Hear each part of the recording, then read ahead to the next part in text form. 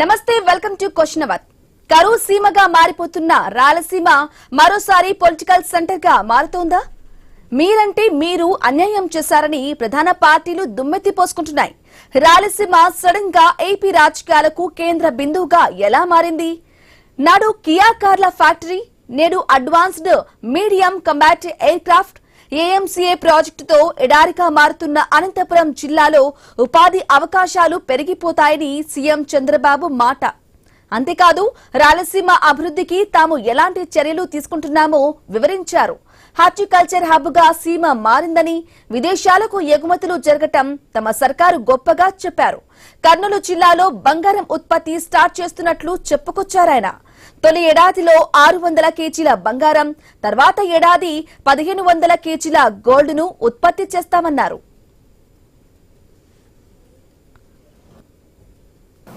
మరో golden chance కూడా వచ్చింది. ఒకప్పుడు గోల్డ్ అంటే కేజీఎఫ్, కోలార్ గోల్డ్ ఫీల్డ్స్. రాబోయే రోజుల్లో గోల్డ్ అంటే జేజీఎఫ్, అంటే జొన్నగిరి గోల్డ్ ఫీల్డ్ ఇప్పుడు కర్నూలులో వస్తా ఉంది. ఈ ఏడాది 600 కేజీలు తయారు చేస్తాం. రెండో సంవత్సరం 1500 కేజీలు తయారవుతుంది. రానున్న రోజుల్లో గోల్డ్ తయారీకి చిరునామాగా మన ఆంధ్రప్రదేశ్ తయారవుతుందని మరొక్కసారి మీ అందరికీ విజ్ఞప్తి చేస్తున్నాం. రాయలసీమకు చెందిన వైసీపీ నాయకుల విమర్శలు మాత్రం వేరేగా ఉన్నాయి. సాగునీరు కాదు కదా, తాగునీరు కూడా రాకుండా చేశారంటూ ఆరోపిస్తున్నారు.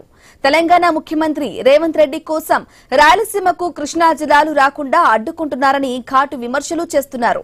సీమ ద్రోహిగా చంద్రబాబును చిత్రీకరించే ప్రయత్నం చేస్తున్నారా? కూటమి ప్రభుత్వం చేస్తున్న అభివృద్ధి కార్యక్రమాలను సైట్ చేసేందుకు వైసీపీ చేస్తున్న ప్రయత్నమా? సీమ సంధుల్లో ఏం జరుగుతోంది? నీ పెతాపం నా పెతాపంలో ఎవరిది పై చేయి?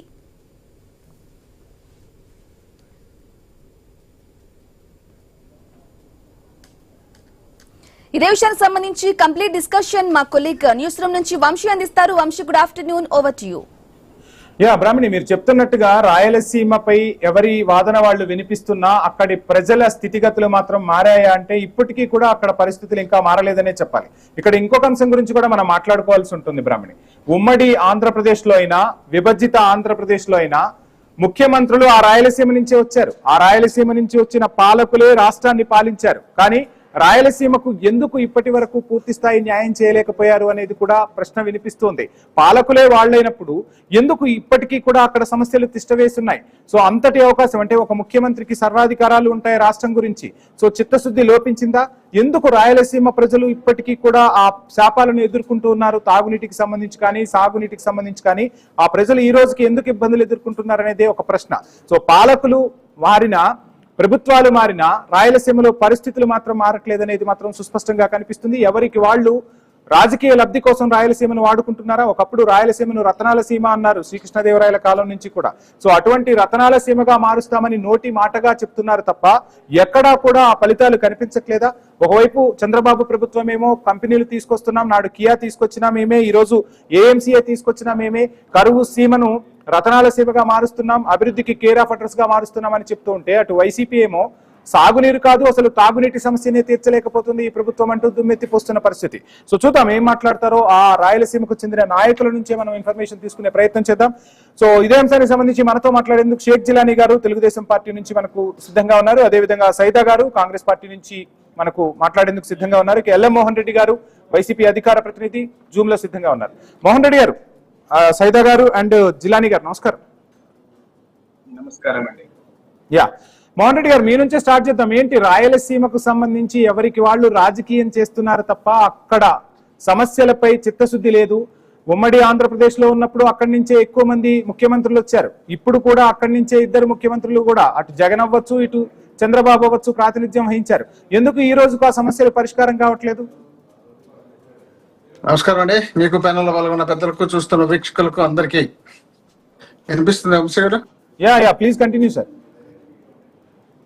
ఆంధ్రప్రదేశ్ లో దాదాపు 16 సంవత్సరాలు, 16 సంవత్సరం ముఖ్యమంత్రిగా చంద్రబాబు నాయుడు గారు పరిపాలన చేపట్టి రాజశేఖర రెడ్డి గారు కేవలం 5 సంవత్సరాలు మాత్రమే ఆంధ్రప్రదేశ్ ముఖ్యమంత్రిగా పనిచేసినప్పుడు ఈ ప్రాంతానికి తాగునీటి సమస్య పూర్తిగా ఉండే పరిస్థితి ఉండేది. అనంతపురం గాని, కడప జిల్లా గాని, కర్నూలు, చిత్తూరు ఈ రాయలసీమకు సంబంధించినటువంటి ఈ ప్రాంతాల్లో తాగునీటి సమస్యతో అల్లాడిపోయినటువంటి సందర్భం ఉంది. సాక్షాత్తు ముఖ్యమంత్రిగా ప్రాతినిధ్యం వహించినటువంటి హిందూపూర్లో ఎన్టీ రామారావు గారు అక్కడ ప్రాతినిధ్యం వహించారు. తర్వాత బాలకృష్ణ గారు 3 సార్లు, ఆయన కుమారు హరికృష్ణ గారు ఒకసారి, ఇంతమంది ప్రాతినిధ్యం ఇచ్చిన హిందూపూర్ కూడా తాగునీటి సమస్య పరిష్కరించలేని పరిస్థితి ఉండడంతో పాటు ఒక బిందె నీళ్లు కావాలంటే 10 రూపాయలు డబ్బులు పెట్టి కొన్న సందర్భం ఉంది ఆ ప్రాంతంలో. అలాంటి పరిస్థితి ఉన్నటువంటి పరిస్థితుల్లో రాజశేఖర రెడ్డి గారు ప్రతిపక్ష నాయకుడుగా ఉన్నప్పుడు ఈ హిందూపూర్ లేపాక్షి నుండి కర్నూలు జిల్లా పోతిరెడ్డిపాడు వరకు పాదయాత్ర చేసే కార్యక్రమం చేపట్టి అంద్రీనవ సుధుల శ్రవంతి కార్యక్రమాన్ని ఎన్టీ రామారావు గారు శంకుస్థాపన చేసి రాజశేఖర రెడ్డి గారు వచ్చిన తర్వాత నిధులు కేటాయించి బ్రహ్మాండంగా పూర్తి చేసినటువంటి సందర్భం రాజశేఖర రెడ్డి గారు ఉండడంతో పాటు 2006లో శ్రీరామరెడ్డి తాగునీటి పథకానికి కళ్యాణదుర్గం, నేను నా నియోజకవర్గం అది కళ్యాణదుర్గం నియోజకవర్గంలో రాజశేఖర రెడ్డి గారు వచ్చి శంకుస్థాపన చేసి ఆ 330 కోట్ల రూపాయలని ముందు అంచనాతో వచ్చినటువంటి తాగునీటి పథకానికి మళ్ళీ పొడిగించి హిందూపూర్ వరకు తాగునీళ్ళు ఇచ్చే కార్యక్రమం చేపట్టి 660 కోట్ల రూపాయలు వెచ్చించి అప్పుడు రాజశేఖర రెడ్డి గారు ముఖ్యమంత్రిగా ఉన్నప్పుడే హిందూపూర్ వరకు నీళ్లు తీసుకుపోయిన తర్వాత అక్కడ నుండి మేము ఎక్కడ ఉరవకొండ నుండి హిందూపూర్ వరకు పాదయాత్ర, నేను, రఘువీరారెడ్డి గారు, అప్పుడు ఉన్నటువంటి గుండుమల తిప్పేశ్వరం, ఇప్పుడు తెలుగుదేశంలో ఉన్నటువంటి వ్యక్తి అనంత వెంకటరామరెడ్డి గారు అందరం కలిసి చేసినటువంటి సందర్భం అంటే చరిత్రలో కనీ విని ఎరగని రీతిలో ఆ ప్రాంతానికి తాగునీటి సమస్య పరిష్కరించింది రాజశేఖర రెడ్డి గారు. అదే విధంగా పుట్టపర్తికి సంబంధించిన సత్యసాయి బాబా ఇప్పటికి కూడా ఆయన పేరు తలుచుకుంటున్నారు అనంతపురం జిల్లా అనేక ప్రాంతాల్లో. అట్లా ఆ ప్రాంతంతో పాటు ఇక్కడ జేసీ నాగిరెడ్డి ప్రాజెక్టు ఒకటి తీసుకొచ్చి ఈ ప్రాంతంలో తాగునీటి సమస్య తాడిపత్రి వరకు తీసుకొచ్చిన సందర్భం ఉంది. రాష్ట్రంలో చంద్రబాబు నాయుడు గారు ముఖ్యమంత్రిగా ఉన్నప్పుడు ఎన్నికలు వచ్చినప్పుడు మాత్రమే శంకుస్థాపనలు చేసిన సందర్భం ఉంది. 1996లో పార్లమెంట్ ఎన్నికలు వచ్చినప్పుడు కూడేరు అంటే రాప్తా నియోజకవర్గం కూడేరు దగ్గర శంకుస్థాపన చేసినారు. అలాగే నిలిచిపోయింది. తర్వాత 99 పార్లమెంట్ ఎన్నికలు వచ్చినప్పుడు ఉరవకొండ దగ్గర కూడేరు, అప్పుడైతే మళ్ళీ ఆత్మకూరు దగ్గర, ఇక్కడ ఇట్లా ఎక్కడ ఎన్నికలు వచ్చినప్పుడు శంకుస్థాపనలు మాత్రమే చేస్తారు తప్ప పనులు చేసిన సందర్భాలు లేదు. రాజశేఖర రెడ్డి గారు ఆ శంకుస్థాపనలు చేసిన శిలాఫలకాలు రాజశేఖర రెడ్డి గారు ధర్నాలు చేయడం జరిగింది. రాజశేఖర రెడ్డి గారు ముఖ్యమంత్రి అయిన తర్వాత మోహన్ రెడ్డి గారు హార్టికల్చర్ హబ్ గా మార్చింది మేమే, కియాని తీసుకొచ్చింది మేమే, ఈ రోజు ఏఎంసీఏని తీసుకొచ్చింది మేమే, మొత్తంగా రాయలసీమకు అభివృద్ధి నడకలు నేర్పుతుంది మేమే అంటూ తెలుగుదేశం పార్టీ చెప్తోంది. సో మీరేమో ఉన్న పరిశ్రమను కూడా తరిమేశారు, కియా పరిశ్రమను అని చెప్పి మీపై వినిపిస్తున్న విమర్శలు. సో ఏంటి, చిత్తశుద్ధి లేదా రాయలసీమ అభివృద్ధికి సంబంధించి ఇరు పార్టీలకు? ఇప్పుడు అంద్రీనవ సుజల స్రవంతి గాని, శ్రీరామరెడ్డి తాగునీటి పథకం గాని ఈ ప్రాజెక్టులు పూర్తి చేసిన తర్వాత అంద్రీనవ సుజల స్రవంతి ద్వారా అనంతపురం జిల్లాలో ఉరవకొండ నుండి ఇక్కడ దాదాపు ధర్మవరం వరకు, ఇక్కడ కదిరి వరకు ఈ ప్రాంతాలకు సంబంధించినటువంటి చెరువులకు నీళ్లు ఇచ్చినటువంటి సందర్భం డాక్టర్ వైఎస్ రాజశేఖర రెడ్డి గారు ముఖ్యమంత్రిగా ఉన్నప్పుడు, ఆ తర్వాత జగన్మోహన్ రెడ్డి గారు వచ్చిన తర్వాత మాత్రమే జరిగినటువంటి సందర్భం ఉంది. ఆ చెరువులకు నీళ్లు ఇవ్వడం వల్ల భూగర్భ జలాలు పైకి వచ్చిన తర్వాత ఆ బోర్లు వేసుకుంటే నీళ్లు వచ్చే కార్యక్రమం జరిగింది. గతంలో 1000 అడుగులు వేసినా కూడా నీళ్లు పడిన సందర్భాల్లో బోర్లలో, ఇప్పుడు బోర్లలో నీళ్లు సఫిషియెంట్ గా ఉండాలంటే దానికి మెయిన్ కారణం రాజశేఖర రెడ్డి గారు. నీళ్లు పడిన తర్వాత అక్కడ మనకు ఇప్పుడు పంటలు పండించుకోవడానికి బ్రహ్మాండమైనటువంటి అవకాశం ఏర్పడింది. ఆ అవకాశం ఏర్పడేట్టుగా చేసినటువంటి రాజశేఖర రెడ్డి గారిని వీళ్ళు దృష్టిలో పెట్టుకోకుండా మేము వచ్చిన తర్వాతనే మేము ఏదో బ్రహ్మాండంగా చేసినాం అనే కార్యక్రమం చేపడుతున్నారు. వీళ్ళు వచ్చిన తర్వాత ఒక్క కార్యక్రమం కూడా చేసిన సందర్భం లేదు. అప్పుడు చంద్రబాబు నాయుడు గారు ముఖ్యమంత్రిగా ఉన్నప్పుడే మా జిల్లా పార్టీకి, అప్పుడు కాంగ్రెస్ పార్టీ అధ్యక్షుడిగా ఉన్నటువంటి, ఇప్పుడు మా వైఎస్ఆర్ కాంగ్రెస్ పార్టీ అధ్యక్షుడిగా ఉన్నటువంటి అనంత వెంకటరామరెడ్డి గారు ఆమరణ నిరాహార దీక్ష టవర్ క్లాక్ దగ్గర 10 రోజులు చేసిన అయ్యా అంద్రీనవ సుజల స్రవంతికి 10 TMC నీళ్లు ఇవ్వమని చెప్పి 1995-2004 ఆయన ముఖ్యమంత్రిగా ఉన్నప్పుడు చేసిన సందర్భం ఉంది. కానీ అప్పుడు పట్టించుకున్న పాపన పల్లితో తర్వాత రాజశేఖర రెడ్డి గారు వచ్చిన తర్వాతనే ఆ కార్యక్రమం పూర్తి చేసి అనంతపురం జిల్లాను సస్యశ్యామలు చేసే కార్యక్రమంలో రాజశేఖర రెడ్డి గారి పాత్ర ఉంది. వీళ్ళు అధికారంలోకి వచ్చిన తర్వాత కియా ప్రాజెక్టు తెచ్చిన మాట వాస్తవం అయితే, ఆ కియా ప్రాజెక్టులో జరిగినటువంటి గోల్మాలు అనేకం ఉండడంతో పాటు అదేవిధంగా కియా ప్రాజెక్టు వల్ల ఈ పరిస్థితి పరిసర ప్రాంతాల్లో ఉన్నటువంటి వారికి చిన్న ఉపాధి హామీ కూలికి వెళ్తే ఏ జీతం ఇస్తారో ఆ జీతమే ఇస్తున్నారు తప్ప పెద్ద పెద్ద ఉద్యోగాలన్నీ వాళ్ళకి సంబంధించినటువంటి వాళ్ళకి కావాల్సినటువంటి వ్యక్తులకు ఈ ప్రాంతానికి సంబంధించిన వాళ్ళకి ఇవ్వలేదనే ఉద్దేశంలో భాగంగా మా పార్టీకి సంబంధించినటువంటి శంకర్ నారాయణ గారు మాజీ మంత్రిగా పనిచేసినటువంటి వ్యక్తి అప్పుడు ప్రతిపక్షంలో ధర్నా చేయడం జరిగింది. స్థానికులకే ఇక్కడ మీరు పరిశ్రమలు ఇక్కడ పెట్టినారు, ఉద్యోగాలు అక్కడ ఇస్తున్నారు, ఉద్దేశంలో భాగంగా అప్పుడు ఒక్క నిమిషం మీరు క్వశ్చన్ వేసినారు. కియా కంపెనీని మేము తరిమేసినామనే ఆలోచన తీసుకొస్తున్నారు. మీరు తిప్పుతున్నారు కదా, స్ట్రైట్ ఆన్సర్ చేయండి.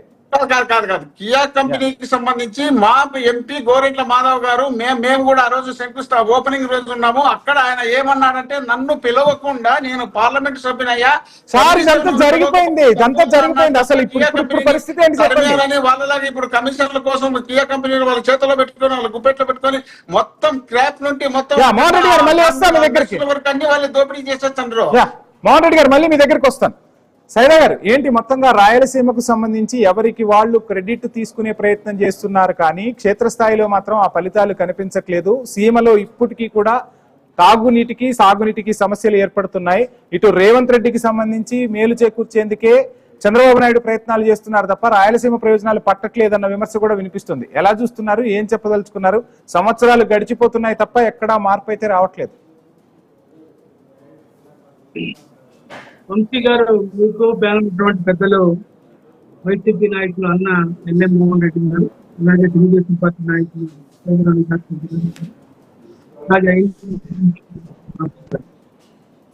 అయితే సార్ సైదా గారు మీ దగ్గర నెట్వర్క్ ఇష్యూ ఉన్నట్టుంది, వాయిస్ సరిగా రావట్లేదు. యా ప్లీజ్ కంటిన్యూ చేయండి. కంటిన్యూ చేయండి.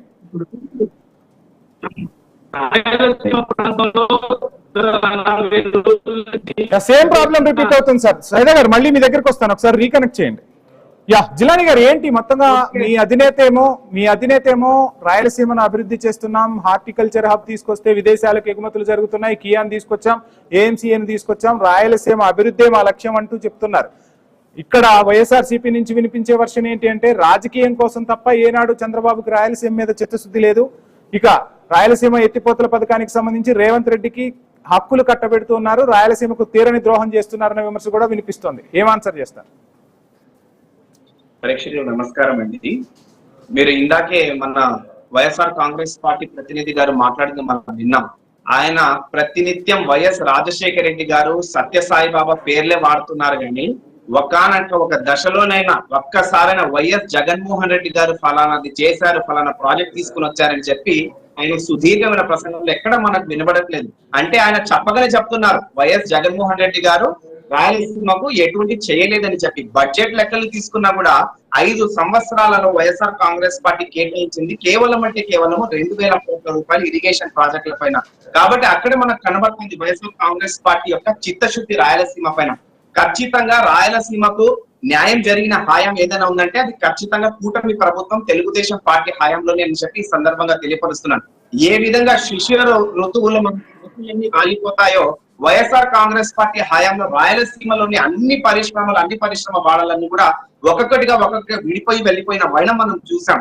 ప్రతి జిల్లాలో చిత్తూరు తీసుకుంటే అమరాజా బ్యాటరీస్ అయితేనేమి, అనంతపూర్ తీసుకుంటే జాకీ సంస్థలు అయితేనేమి, కడప తీసుకుంటే స్టీల్ ప్లాంట్లు అయితేనేమి, అనేక జిల్లాల నుంచి మనకు సంస్థలు వెళ్ళిపోయిన వైన మనం చూసాం. కాబట్టి కడప స్టీల్ ప్లాంట్ కి సంబంధించి ఎన్నిసార్లు శంకుస్థాపన చేస్తారు? మీరైనా వైఎస్ఆర్సీపీ అయినా ఎన్నిసార్లు శంకుస్థాపనలు చేస్తారు సార్? ఎప్పటికప్పుడు శంకుస్థాపనలేనా? ఇక ఆ ప్రాజెక్టు ఓపెన్ అయ్యే పరిస్థితులు లేవా? సో రాజకీయం కోసం వాడుకుంటున్నారా? వచ్చే ఎన్నికల్లో ఖచ్చితంగా కడపకు ఉక్కు పరిశ్రమ రాబోతోంది. ఇప్పటికే మనకు జేఎస్డబ్ల్యూకు ఈ యొక్క అధికారికంగా మనకు అన్ని క్లియరెన్స్ ఇవ్వడం జరిగింది. 2 టీఎంసీల నీళ్లు కూడా నుంచి కేటాయించడం జరిగింది. కాబట్టి విద్యుత్ జమ్మలమడుగు సబ్ స్టేషన్ నుంచి విద్యుత్ సరఫరా జరిగింది. ఖచ్చితంగా మనకు ఎన్నికలు వచ్చే నాటికి ఈ యొక్క లక్ష్యం పెట్టుకొని 4,500 కోట్ల రూపాయలు జేఎస్డబ్ల్యూ ఇప్పటికే మనకు పెట్టుబడులు పెడుతున్నారు. ఖచ్చితంగా కడప ఉక్కు పరిశ్రమ మనకు సాకారం కాబోతోందని చెప్పి ఈ రోజు ఘంటాపథంగా మనం తెలియపరుస్తున్నాం. ఖచ్చితంగా మనం చూస్తున్నాం ఏ విధంగా ప్రతి జిల్లాకి ఈ రోజు కర్నూలు ఓర్వకల్లు తీసుకున్న, కడప కొప్పర్తి తీసుకున్న అన్ని పరిశ్రమ వాడలు కూడా ఏ విధంగా వసంత ఋతువులో మనకు చిగురుతాయో చెట్లు, అదే విధంగా తుమ్మెదలు వస్తాయో ఈ రోజు వసంత ఋతువు రాయలసీమకు వచ్చిందా అన్నట్టుగా ప్రతి ఒక్క పరిశ్రమ వాడాలైతే ఉపాధి ఉద్యోగ అవకాశాలు కల్పిస్తూ యువతలో ఒక ఉత్సాహం ఉత్తేజం ఈ రోజు నింపుతున్నామంటే ఖచ్చితంగా రాయలసీమ రాబోతా ఉందని జిలాని గారు 4 సార్లు సీఎం అయ్యా నేను, ఎవరికి రాని రాజకీయ అదృష్టం నాకు వచ్చింది, రాష్ట్రాభివృద్ధి నాకు ముఖ్యమని చెప్పుకుంటున్న చంద్రబాబు కూడా చాలా సార్లు హైటెక్ సిటీ హైదరాబాద్ గురించి మాట్లాడతారు, కానీ ఎందుకు రాయలసీమ గురించి మాట్లాడరు? ఇంత సుదీర్ఘ కాలంలో నేను రాయలసీమకు ఇది చేశాను, అక్కడ కరువును పారద్రోలటానికి ఇది చేశారని ఎందుకు చెప్పలేకపోతున్నారు? ఎప్పుడు కూడా డెవలప్మెంట్ అంటే ఇక్కడ హైదరాబాద్ గురించే మాట్లాడాల్సిన పరిస్థితులు ఎందుకు వస్తున్నాయి? ఇంత సుదీర్ఘ కాలం ముఖ్యమంత్రిగా పనిచేసిన చంద్రబాబు ఎందుకు రాయలసీమ అంశాన్ని ఎప్పుడు చెప్పలేకపోతున్నారు అనేది కూడా వినిపిస్తున్న ప్రశ్న.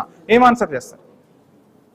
ఖచ్చితంగా ఈ రోజు చంద్రబాబు నాయుడు గారు కాదండి, ఈ రోజు రాయలసీమ ప్రజలు చెప్తున్నారు. ప్రతి జిల్లా చెబుతా ఉంది. ఈ రోజు అనంతపూర్లో కియా మోటార్లు చెప్తా ఉంది, ఓర్వకల్లో పెట్టుబడులు చెప్తున్నారు. ఈ రోజు ఎల్నినో ఎఫెక్ట్ ఉన్నా కూడా ఎక్కడ కూడా మనకు తాగునీటి సాగునీటి సరఫరాల అంతరాయం లేదంటే అది చంద్రబాబు నాయుడు గారి దూరదృష్టి కాదా అని చెప్పి వాళ్ళు అడుగుతున్నారు. ఆ రోజు రిజర్వాయర్లు అన్నింటి కూడా మనకు నిండి కెనాల్ సిస్టమ్ ఏర్పాటు చేయడం వల్లే, ముచ్చుమరిలో లిఫ్ట్ ఇరిగేషన్ పెట్టడం వల్లే కదా ఈ రోజు ఆ యొక్క నీటి సమస్య మనం లేకుండా పోయింది. ఖచ్చితంగా ఈ రోజు రాయలసీమకు తాగునీటి సమస్య లేకుండా ఈ రోజు ప్రజలకు జీవిస్తున్నారంటే ఖచ్చితంగా ముమ్మాటికి తెలుగుదేశం పార్టీ పాత్ర ఉంది, నారా చంద్రబాబు నాయుడు గారి యొక్క దూరదృష్టి ఉంది.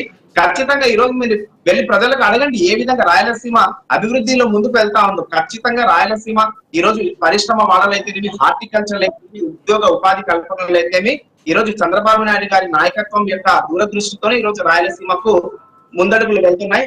కాబట్టి వైఎస్ఆర్ కాంగ్రెస్ పార్టీని మనం తీసుకుంటే గత హయాంలో అంతా కూడా 10 లక్షల పెట్టుబడుల్లో ఆవిరై వెళ్ళిపోయాయి. కాబట్టి ఈ రోజు పరిశ్రమలు అంతర్జాతీయ దేశీయ సంస్థలు వస్తున్నాయంటే ఖచ్చితంగా ఒక పటిష్టమైన నాయకత్వం వస్తున్నాయని చెప్పి రైట్. మళ్ళీ మీ దగ్గరకు వస్తాను. సైదా గారు, ఏంటి అసలు సుదీర్ఘ కాలంగా మీ ముఖ్యమంత్రులు పనిచేశారు, ఇటు తెలుగుదేశం పార్టీ నుంచి సుదీర్ఘ కాలంగా పనిచేశారు, ఎన్టీఆర్ లాంటి వాళ్ళు కూడా అక్కడి నుంచి ప్రాతినిధ్యం వహించారు.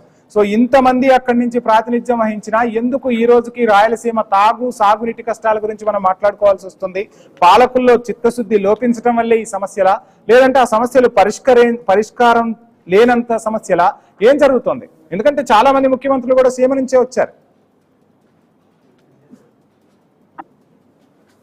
వంశీ గారు, మీరు చెప్పింది 100% నిజం. రాయలసీమ ప్రాంతం నుంచే అనేక మంది ముఖ్యమంత్రులు, నీలం సంజీవ్ రెడ్డి గారు, కోట్ల విజయభాస్కర్ రెడ్డి గారు, చంద్రబాబు నాయుడు గారు, వైఎస్ రాజశేఖర రెడ్డి గారు, కిరణ్ కుమార్ రెడ్డి గారు, దామోదర్ సంజయ్ గారు, ఇలాంటి వాళ్ళందరూ కూడా మరి రాయలసీమ ప్రాంతం నుంచే ముఖ్యమంత్రులుగా ఎన్ని కాబట్టారు. జగన్మోహన్ రెడ్డి పేరు ఎందుకు చెప్పలేకపోతున్నారు? జగన్మోహన్ రెడ్డి గారి పేరు ఎందుకు మర్చిపోతున్నారు? జగన్మోహన్ రెడ్డి గారు కూడా ఆయన కూడా రాయలసీమ ప్రాంతం నుంచే ముఖ్యమంత్రిగా ఎన్నికైనటువంటి వ్యక్తి.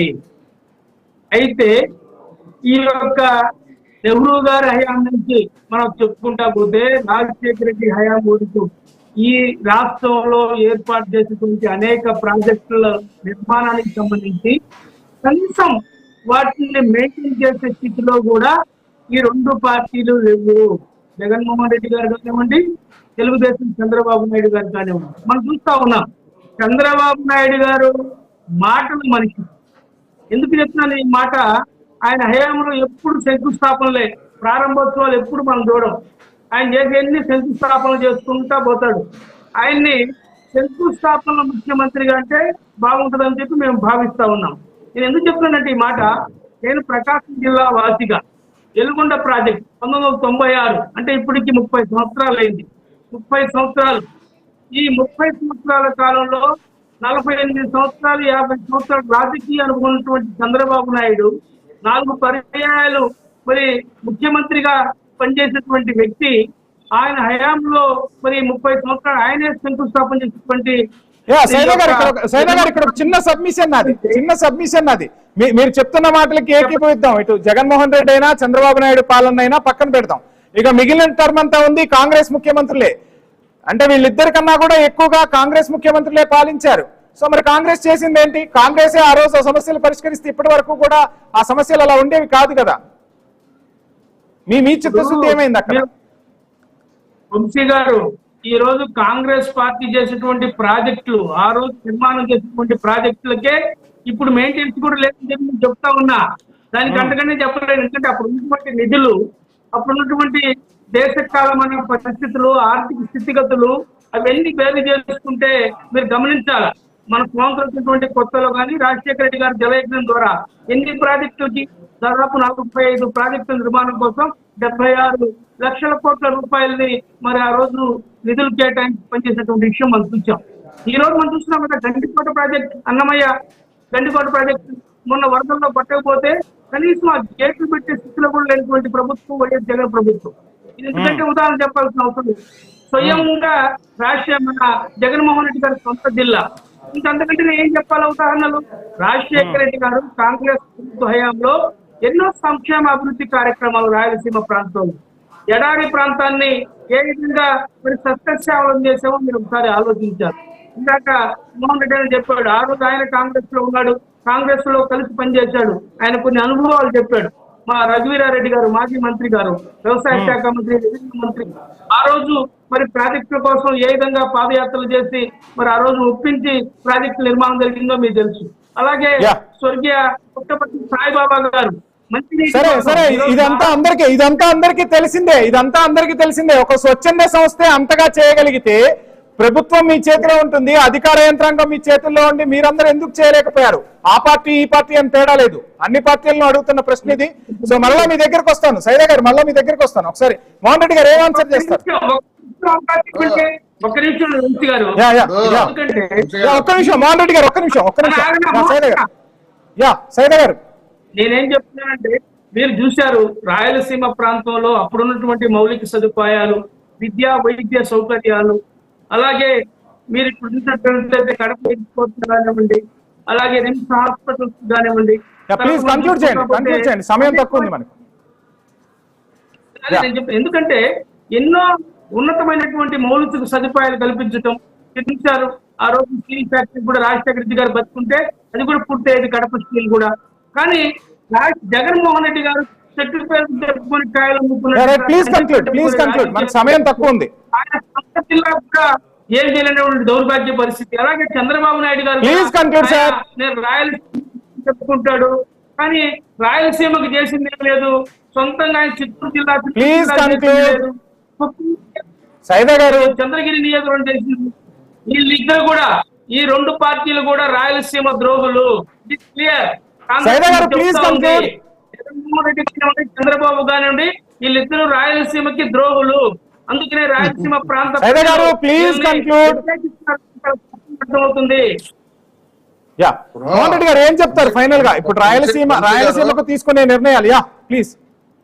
పోతిరెడ్డిపాడుకు సంబంధించి ఎత్తిపోతల పథకానికి సంబంధించి 90% వర్కులన్నీ పూర్తి చేసి తర్వాత 3 టీఎంసీ డైలీ 3 టీఎంసీ ఏర్పాట్లు రెడీ చేసిన తర్వాత సాక్షాత్తు ముఖ్యమంత్రిగా 15 సంవత్సరాలు ముఖ్యమంత్రిగా పనిచేసినటువంటి పెద్ద మనిషి ఆ ప్రాంతంలో ఉన్నటువంటి ముఖ్యమంత్రి దగ్గరికి పోయి రాజీ చేసి దాన్ని మేము ప్రాజెక్టు క్లోజ్ చేస్తాము, మీరు మా కేసును క్లోజ్ చేయండి అని చెప్పి ఒప్పందం చేసుకున్నటువంటి పెద్ద మనుషులు కూడా రాయలసీమకు మేలు చేసినామంటే ఇట్లా సిగ్గుపోతుంది.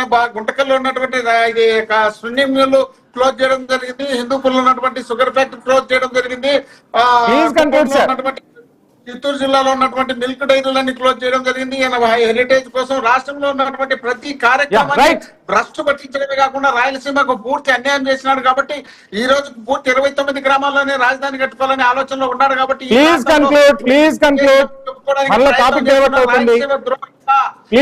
సంవత్సరాలు ముఖ్యమంత్రిగా ఉన్నటువంటి చంద్రబాబు నాయుడు గారు రాయలసీమ ద్రోహిగా నిలిచిపోయినారని ఈ రోజు ఆ భయంతో జగన్ గారికి రాయలసీమకు చేసినటువంటి ఘనత దక్కుతుంది. ఫైనల్ గా ఇప్పుడు అధికారం మీ చేతిలో ఉంది, మొత్తంగా సమస్యలకు శాశ్వత పరిష్కారం చూపించే పరిస్థితులు కనిపిస్తున్నాయా? ఏం చెప్తారు? మనం చూస్తా ఉంటే మొగుడిని కొట్టి మొగసాలకు ఎక్కినట్టు వారి హాయంలో అటకెక్కించిన ప్రాజెక్టుల గురించి కూటమి ప్రభుత్వం కరోనా భయ్యా మీరు 10 సంవత్సరాల కూటమి ప్రభుత్వంలోనే జరిగింది. చేసినామని చెప్పుకోవడానికి రాయలసీమ నాశనం చేసిన మీరు రాయలసీమలో 29 గ్రామాలకు మోహన్ రెడ్డి గారు ప్లీజ్ హైకోర్టు బెంచ్ హైకోర్టు కావాలని మేము చేస్తే మోహన్ రెడ్డి గారు, please.